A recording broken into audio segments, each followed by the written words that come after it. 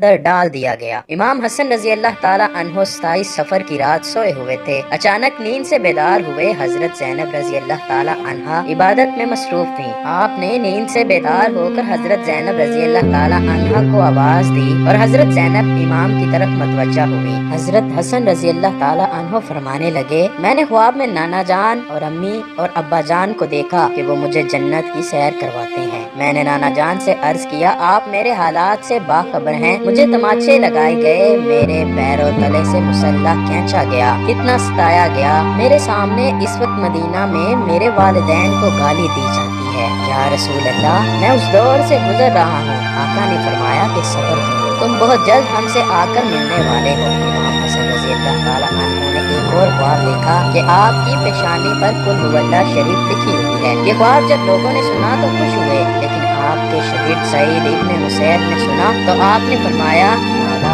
अगर ये ख्वाब की तबीर पूरी हो गई तो समझ लीजिए आप बहुत जल्द दुनिया से जाने वाले हैं, कुछ ही दिन बचे हैं। ये ख्वाब तो था ही, सब लर्जे हुए थे और इस ख्वाब ने और लर्जा के रख दिया। इमाम हसन रजी अल्लाह ताला अन्हु ने कहा, बहन मैंने ख्वाब देखा है। हजरत ज़ैनब ने पूछा, ये कैसा ख्वाब है? इमाम ने मशकीज़ा लाने का कहा और मशकीज़े से जब पानी पिया तो मशकीज़े में मौजूद जो हीरा पीस कर डाला गया था वो आपके पेट में चला गया। रिवायतों में आता है कि मुअर्रिखीन लिखते हैं कि आपके कलेजे के 72 टुकड़े हुए, बाज ने लिखा कि 80 टुकड़े हुए, बाज ने लिखा कि आपकी आंतों और कलेजे के 100 से ज्यादा टुकड़े हुए। जब आप कह करते तो वो टुकड़े होकर गिरते। सोचिए जरा, ये हीरा क्या होता है? इसको कांच पे चलाएं तो कांच कट जाता है। यजीद सिर्फ कातिले हुसैन रजी अल्लाह ताला अन्हो ही नहीं बल्कि कातिले हसन रजी अल्लाह ताला अन्हो भी है। उस पर तो सब इत्तेफाक करते हैं कि साजिश यजीद की थी, लेकिन जहर दिया किसने, उस पर तारीख खामोश है। हजरत मौलाना हसन बरेलवी रहमतुल्लाह अलैह ने एक औरत का नाम लिखा, लेकिन मुफ्ती जलालुद्दीन उस पर खामोशी का हुक्म देते हैं। मुअर्रिखीन इसमें इतने उलझे हुए हैं कि कोई वाज़ेह मौक़िफ़ पेश नहीं किया जाता, लेकिन पढ़े लिखे लोग हैं उनके लिए एक बात है कि जहर देने वाला कौन है। जिस वक्त टुकड़े होकर गिरने लगे तो इमाम ने हजरत हुसैन रजी अल्लाह ताला अन्हो को बुलाने का हुक्म दिया ताकि कुछ नसीहत कर दूं। हजरत हुसैन रजी अल्लाह ताला अन्हो आए और हालत देखकर गले मिलकर खूब रोए। भाई बताओ, आपको जहर किसने दिया? इसलिए कि सैयदुल साबरीन का नवासा है। भाई मुझे जिस पर शक है, अगर वही है तो अल्लाह बेहतरीन इंतकाम लेने वाला है और शक की बुनियाद पर किसी को कत्ल नहीं किया जा सकता, क्योंकि मैं नाम लूंगा तो तुम कत्ल कर दोगे और शक की बुनियाद पर किसी को कत्ल नहीं किया जा सकता। अल्लाह बेहतरीन इंतकाम लेने वाला है। जब इमाम हसन ने इमाम हुसैन को नहीं बताया कि कातिल कौन है तो हतमी तौर पर किसी के बारे में ये फैसला कर देना कि फलां कातिल है, मैं समझता हूँ कि ये ज्यादा मुनासिब नजर नहीं आता। बहरहाल जब सुबह हुई और लोग जमा होने लगे तो उस वक्त इमाम हसन ने कहा, हुसैन मेरा चेहरा कैसा नजर आ रहा है? इमाम हुसैन रजी अल्लाह ताला अन्हो ने रोते हुए फरमाया, आपका चेहरा हरा हो गया है। मुस्कुरा कर कहा, उस तकलीफ में भी मुस्कुराया है हसन, जिस तकलीफ में लोग सारी खुशियाँ लोगों की छिन जाती हैं। हसन मुज्तबा रजी अल्लाह ताला अन्हो ने जब सुना कि मेरा चेहरा हरा हुआ है तो फरमाया, हुसैन याद है नाना की हदीसे मेराज मुकम्मल हो गई है। लोगों ने पूछा कि हदीसे मेराज क्या है? फरमाया कि जब मेरे हुजूर मेराज पर गए और हमारी पैदाइश भी नहीं हुई थी तो नाना मेराज पर जन्नत की सैर कर रहे थे तो जन्नत में 2 महल देखे, एक हरा था और एक लाल था। उस वक्त रिजवान जन्नत ने कहा कि या रसूल अल्लाह, जाते जाते अपने शहजादों के महल भी देख जाएं जिनसे पूरी जन्नत का हुस्न दुबाला होता है। हुजूर ने फरमाया, ये हरा किसका है और लाल किसका है? कहा, लाल तो हुसैन रजी अल्लाह ताला अन्हो का है और हरा हसन रजी अल्लाह ताला अन्हो का है। मेरे हुजूर ने पूछा कि रिजवान ये तो बताओ कि हसन का हरा क्यों और हुसैन का लाल क्यों? तो रिजवान की गर्दन झुक गई, आंखों में आंसू आ गए। अहले बैत की मोहब्बत में रिजवान जन्नत भी रोता है, जबकि जन्नत में कोई रो नहीं सकता।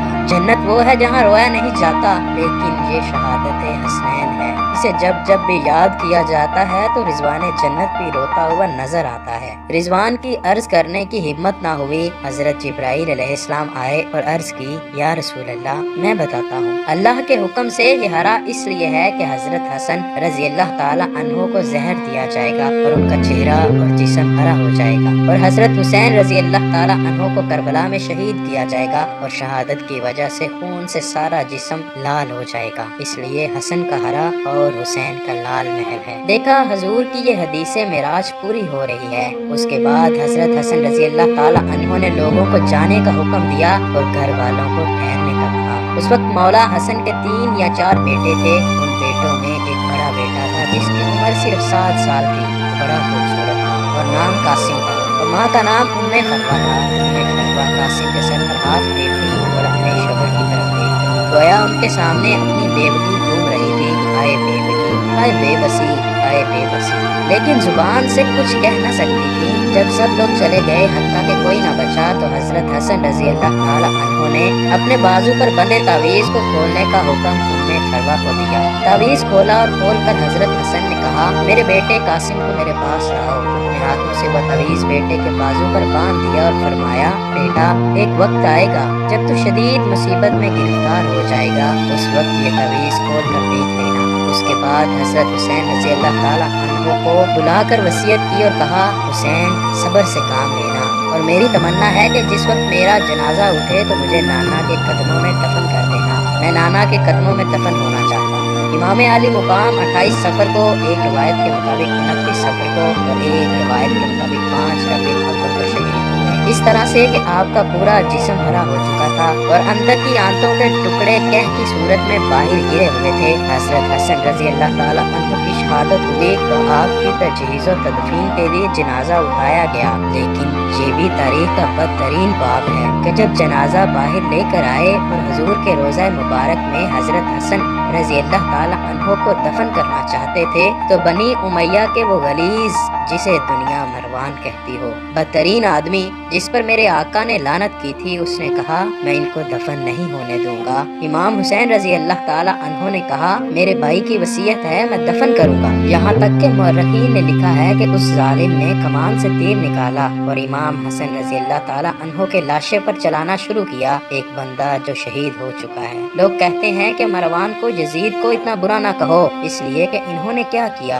یہ کیا ہے۔ مرے ہوئے انسان کا تو دشمن بھی احترام کرتا ہے۔ مروان کیسا ظالم تھا، نانا کے قدموں میں نواسے کو لے جا رہے ہیں تو تلوار سے جنازہ روک لیا اور جنازے پر تیر چلانا شروع کر دیا۔ بعض روایتیں یہاں تک آتی ہیں، جنازہ حسن پر تیر چلائے۔ حضرت زینب رضی اللہ تعالی عنہ نے کہا کہ فاطمہ کے 2 بیٹوں کے جنازے میں نے دیکھے ہیں، حسن کو تو 2 بار کفن ملا، حسین کو تو 1 بار بھی کفن نہ ملا۔ لوگوں نے کہا کہ حسن کو 2 بار کفن کیسے ملا؟ کہا کہ جب مروان نے حسن کے لاشے پر تیر چلایا تو وہ تیر لگا تو حسن کے کفن سے خون کی فوار نکل پڑی، تو اس وقت لوگوں نے کہا کہ ایک کفن پر اب دوسرا کفن پھر لپیٹ دو تاکہ حسن کو رنگین کفن میں لے کر نہ جائیں بلکہ ایک کفن اور دے دیا جائے۔ یہ بھی حضرت حسن رضی اللہ تعالی عنہ کی کرامت ہے کہ وصال کے بعد بھی تیر لگا تو آپ کے جسم سے خون نکلا۔ کسی نے امام حسین رضی اللہ تعالی عنہ سے کہا کہ حضرت حسن رضی اللہ تعالی عنہ کی یہ وصیت تھی کہ مجھے حضور کے قدموں میں دفن کریں، لیکن انہوں نے یہ بھی تو کہا کہ اگر مروان آڑے آئے تو مجھے امی جان کے قدموں میں دفن کر دینا، آپ اس پر بھی عمل کر سکتے ہیں۔ پھر امام حسن رضی اللہ تعالی عنہ کو حضرت فاطمہ رضی اللہ تعالی عنہ کے قدموں میں دفن کر دیا۔ اللہ پاک سے دعا ہے کہ وہ ہمیں اہل بیت کی سچی و پکی محبت عطا فرمائے۔